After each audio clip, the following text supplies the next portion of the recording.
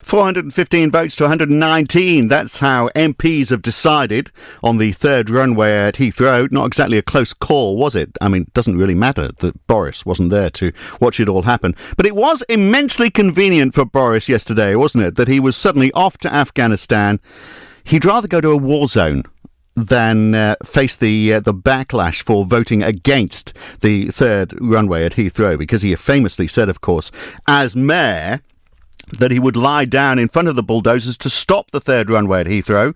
And he also said that there was no need for him to do that because he said at the time it was never going to happen. He said expanding an airport on the outskirts of a major city in the face of public opposition was the kind of thing that could have happened in China in the 1950s, but would be impossible to deliver in London because of the legal challenges, environmental cost and human rights issues. That was Boris Johnson in 2015. So perhaps he went to Afghanistan. Maybe he laid down on the runway there. At least, perhaps they let him lie on a runway somewhere. Perhaps that was his out. Because I imagine they're always building new runways in Afghanistan as the previous one gets blown up. I don't think my services as a bulldoze blocker will be required for decades, if ever, said Boris. That was just 3 years ago. But he won't follow Zach Goldsmith, his approach of resigning, although, of course, he did come back again. But Greg Hands, he resigned over Heathrow. No, Boris just happy to go to a war zone and, hasn't even bothered to give an explanation of why he's in Afghanistan. But we have seen some TV footage. So what else has Boris lied about over the years?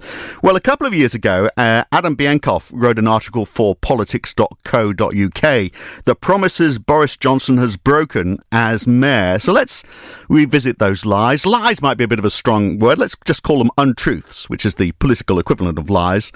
And maybe update them a bit, because we've got Adam on the line now. He's now the political editor of Business Insider.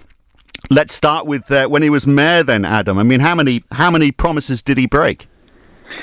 I followed him for 8 years as London mayor, and there was just an endless stream of broken promises while he was in post.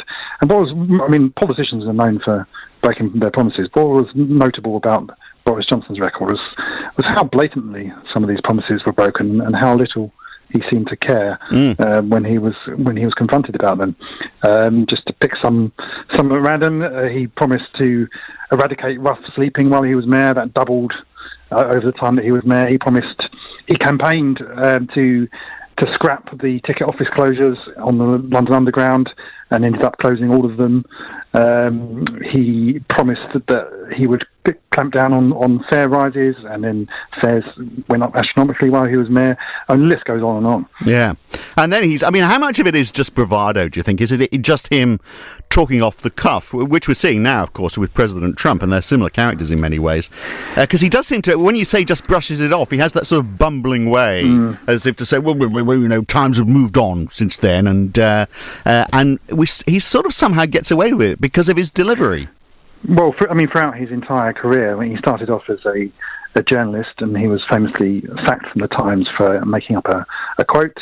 I think for many young journalists, had they been sacked from a newspaper for making up a quote, that would have been the end of their career, and they certainly wouldn't have gone on to become one of the highest paid columnists in the country, and then a London mayor and foreign secretary. But none of these things seem to faze him.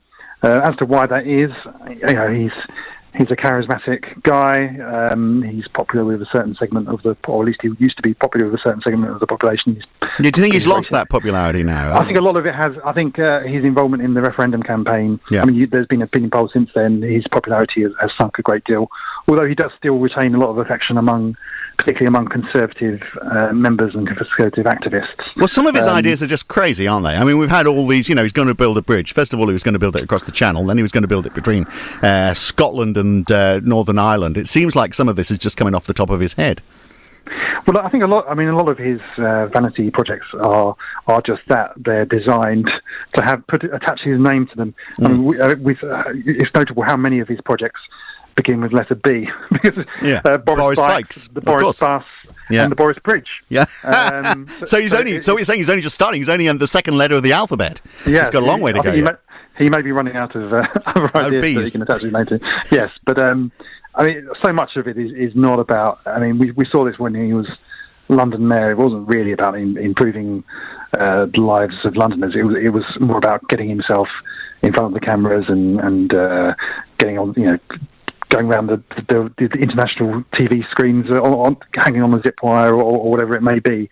It wasn't really about sort of dealing with strikes on the underground or anything else. So he's lied about so many things until now. Why wouldn't we think that he's lying about the repercussions of Brexit, which, he's saying we just get out of it, it's going to be great for Britain, we're not going to feel any consequences? Why would we believe him? Why do so many people believe him on this subject? Well, indeed, and I mean, what we've seen over the last couple of days, I mean, he made a very, very clear promise on Heathrow while he was London Mayor, and later when he became an MP, he was very clear. He was one of the most vehement opponents of Heathrow expansion. He said he'd lie down in front of a bulldozer, and then when it comes to it, he flees the country and invents this reason to meet people in Afghanistan, and without even telling anyone what he's doing.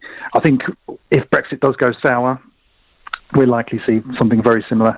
Boris Johnson will be nowhere to be seen when it hits the fan. Well, perhaps he'll just move next door to Lord Lawson, somewhere in the south of France, perhaps when that happens. So, final question then: if he's often lying, is he lying when he says that Theresa May is doing a terrific job and he has no aspiration to be Prime Minister? Well, that's probably the biggest fib of all. But as to whether or not he'll be Prime Minister, I think that's becoming increasingly unlikely. Yeah. The truth is out at last on that, at least. Well, thank you, Adam. You keep watching him for us. Many more lies, I suspect, coming from Boris. Some of it, I think he's just bravado, but, the man just shoots at the hip. Like the other man on the other side, the madman across the water. 454 British Forces personnel lost their lives fighting in Afghanistan. We have to remember that. And Boris Johnson is using this place as a hiding place from politically uncomfortable votes in Parliament. Why didn't he just pop down to the south of France and see his mate Lord Lawson? Coming up next, London is the most popular city to move to for work. We've got it all here. We've got finance, we've got business, we've got culture, and hey, look outside. What a climate we've got here as well. But is London losing some of its sheen since Brexit? We'll talk about that next here on Love Sport.